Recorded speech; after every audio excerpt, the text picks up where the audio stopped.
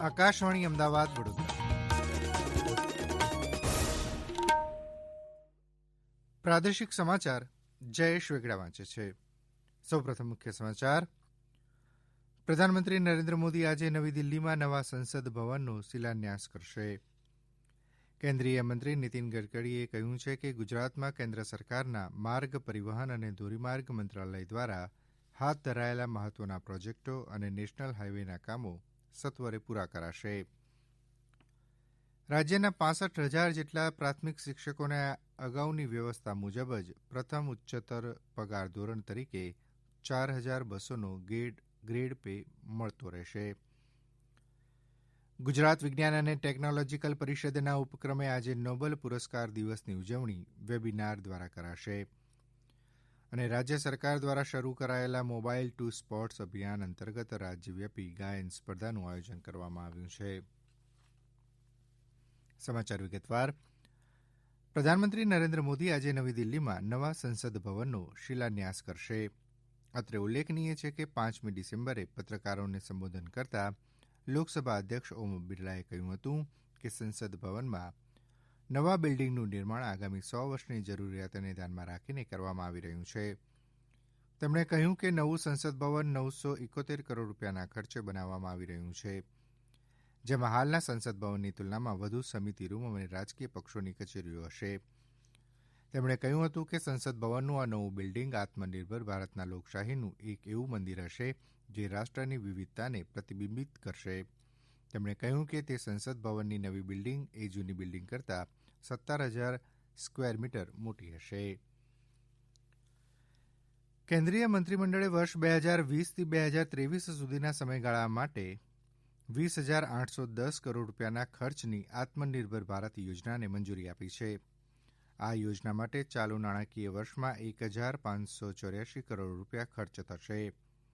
શ્રમ અને રોજગાર મંત્રી સંતોષકુમાર ગંગવારે ગઈકાલે કેન્દ્રીય મંત્રીમંડળની બેઠક બાદ જણાવ્યું હતું કે આ યોજનાથી આશરે 58,50,000 જેટલા કર્મચારીઓને ફાયદો થશે. શ્રી ગંગવારે કહ્યું હતું કે આ યોજના હેઠળ 1 ઓક્ટોબર 2020થી 30મી જૂન 2021 સુધીના સમયગાળામાં કામ પર રખાયેલા નવા કર્મચારીઓ માટે સરકાર 2 વર્ષ સુધી સબસિડી આપશે. કેન્દ્રીય મંત્રી નીતિન ગડકરીએ કહ્યું છે કે ગુજરાતમાં કેન્દ્ર સરકારના માર્ગ પરિવહન અને ધોરીમાર્ગ મંત્રાલય દ્વારા હાથ ધરાયેલા મહત્વના પ્રોજેક્ટો અને નેશનલ હાઇવેના કામો સત્વરે પૂરા કરાશે. કેન્દ્રીય મંત્રી ગડકરીએ વિડીયો કોન્ફરન્સના માધ્યમથી કરેલી સમીક્ષા બેઠકમાં Delhi Mumbai corridor, Vadodara Mumbai express highway, Shamlaji Delhi express, Dwarka ખાતેનો સિગ્નેચર બ્રિજ, ચિલોડાથી સરખેજ એક્સપ્રેસ વે, ખાવડા ધરમશાળા, પોરબંદર દ્વારકા સહિતના વિવિધ ગુજરાતના પ્રોજેક્ટો અને હાઇવેને લગતા કામો ઝડપથી પૂર્ણ કરવા સૂચનાઓ આપી હતી. આ સમીક્ષા બેઠકમાં નાયબ મુખ્યમંત્રી નીતિન પટેલે ગુજરાત સરકાર દ્વારા હાથ ધરાયેલ કામગીરીની માહિતી આપી હતી. રાજ્યના 65,000 જેટલા પ્રાથમિક શિક્ષકોને અગાઉની વ્યવસ્થા મુજબ જ પ્રથમ ઉચ્ચતર પગાર ધોરણ તરીકે 4,200નો ગ્રેડ પે મળતો રહેશે. નાયબ મુખ્યમંત્રી નીતિન પટેલે આ અંગે વધુ માહિતી આપી હતી.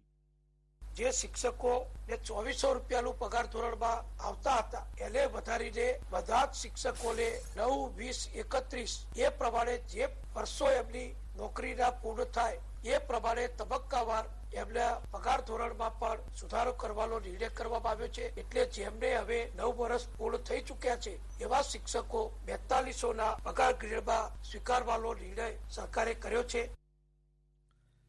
અત્રે ઉલ્લેખનીય છે કે શિક્ષણ વિભાગે 25 જૂન 2019ના પત્રથી પ્રાથમિક શિક્ષકોને પ્રથમ ઉચ્ચતર પગાર ધોરણ તરીકે મળતો 4,200 ગ્રેડ પે ને બદલે 2,800 ગ્રેડ પે આપવાનો થયેલ પત્ર 16 જુલાઈ 2020થી સ્થગિત કરેલો હતો.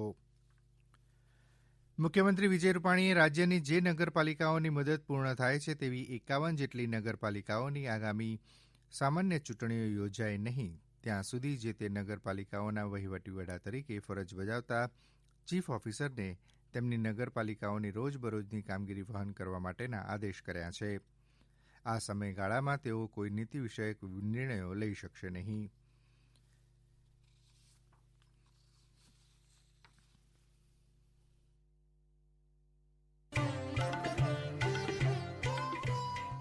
કોવિડથી બચવાના મહત્વપૂર્ણ 3 ઉપાય: માસ્ક પહેરો, 2 ગજનું સલામત અંતર જાળવો અને હાથ સાફ રાખો.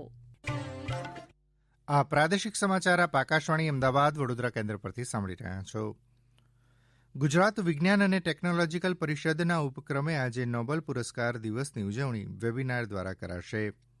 આજે સાંજે 7 વાગે ઓનલાઈન યોજાનારા કાર્યક્રમમાં બ્લેક હોલ અને ગેલેક્સી, જીનેટિંગ એડિટિંગ ટૂલ સહિત વિવિધ વિષયો પર નિષ્ણાતો દ્વારા વ્યાખ્યાન અપાશે. આ કાર્યક્રમ ગુજકોસ્ટની યુટ્યુબ ચેનલ તથા ફેસબુક ઉપર નિહાળી શકાશે. રાજ્યમાં શિક્ષકો, વિદ્યાર્થીઓ તથા વિજ્ઞાનમાં રસ ધરાવનાર લોકો નોબેલ પુરસ્કાર વિજેતાઓ દ્વારા થયેલી શોધ અંગે માહિતી મેળવે તથા શોધ કરવા પ્રેરાય તે હેતુથી ગુજરાત વિજ્ઞાન અને ટેકનોલોજી પરિષદ દ્વારા દર વર્ષે આ પ્રકારના પરિસંવાદનું આયોજન કરવામાં આવે છે. રાજ્ય સરકાર દ્વારા શરૂ કરાયેલા મોબાઈલ ટુ સ્પોર્ટ્સ અભિયાન અંતર્ગત બાળકોથી લઈ વૃદ્ધો સુધી એમ જુદા જુદા 4 વય જૂથ માટે ગાયન સ્પર્ધાનું આયોજન કરવામાં આવ્યું છે.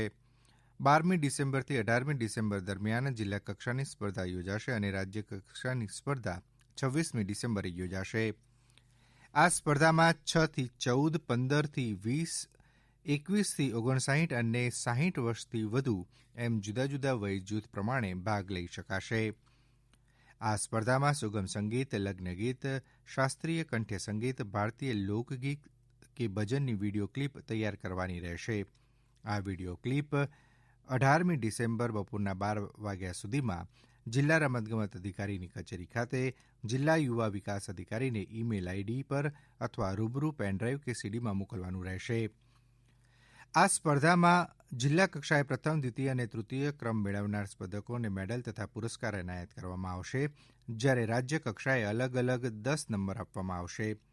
જે પૈકી દરેક જૂથમાં પ્રથમ વિજેતાને ₹25,000, દ્વિતીય વિજેતાને ₹15,000, તૃતીય વિજેતાને ₹10,000 તથા બાકીના દરેક 7 વિજેતાઓને ₹5,000 આશ્વાસન ઇનામ એનાયત કરવામાં આવશે. હવામાન વિભાગે આગાહી કરી છે કે આજે અને આવતીકાલે સૌરાષ્ટ્રના દરિયાકાંઠાના વિસ્તારો પોરબંદર, જૂનાગઢ, ગીર સોમનાથ, અમરેલી અને ભાવનગરમાં માવઠું થવાની શક્યતા છે. માવઠાને પગલે ઠંડીમાં પણ વધારો થઈ શકે છે. આ અંગે જૂનાગઢ હવામાન વિભાગના મદદનીશ પ્રાધ્યાપક MC ચોપડાએ વધુ વિગતો આપી હતી. કોસ્ટલ વિસ્તાર એટલે કે દરિયા કિનારાના વિસ્તારો, ખાસ કરીને પોરબંદર, અમરેલી, જૂનાગઢ, ગીર સોમનાથ, ભાવનગર, આ જે ડિસ્ટ્રિક્ટ છે એમાં ખાસ કરીને આ 2 દિવસ દરમિયાન હળવા વરસાદની શક્યતા છે, એટલે કે સામાન્ય વરસાદની શક્યતાઓ છે. ખાસ કરીને 12 તારીખ પછી આ લઘુત્તમ તાપમાનમાં ઘટાડો જોવા મળશે, એટલે કે ઠંડીની શરૂઆત વધારે જોવા મળશે. દરમિયાન રાજ્યમાં માવઠાની આગાહીને ધ્યાને લઈ ખેડૂતોને ઊભા પાક તેમજ ઉત્પાદિત ખેત પેદાશોના રક્ષણ માટે જરૂરી કાળજી રાખવા માટે ખેતીવાડી વિભાગ દ્વારા સૂચન કરવામાં આવ્યું છે. રાજ્યમાં ઘણા સ્થળે લઘુત્તમ અને મહત્તમ તાપમાન સામાન્ય કરતાં 1 થી 6 ડિગ્રી વધુ નોંધાયું હતું. સૌથી ઓછું 13 ડિગ્રી સેલ્સિયસ લઘુત્તમ તાપમાન ગાંધીનગર અને વલસાડમાં નોંધાયું હતું. ભુજમાં લઘુત્તમ તાપમાન 18 ડિગ્રી નોંધાયું, જે સામાન્ય કરતાં 6 ડિગ્રી વધારે હતું. એવી જ રીતે અમદાવાદ અને ભુજમાં મહત્તમ તાપમાન પણ સામાન્ય કરતાં 5 ડિગ્રી વધુ 35 ડિગ્રી સેલ્સિયસ નોંધાયું હતું. રાજ્યમાં કોવિડના દર્દી સાજા થવાનો દર 91.85% થયો છે. છેલ્લા 24 કલાકમાં કોવિડના 1,550 દર્દીઓ સાજા થતાં કોવિડને માત આપનારની સંખ્યા વધીને 2,04,661 થઈ છે.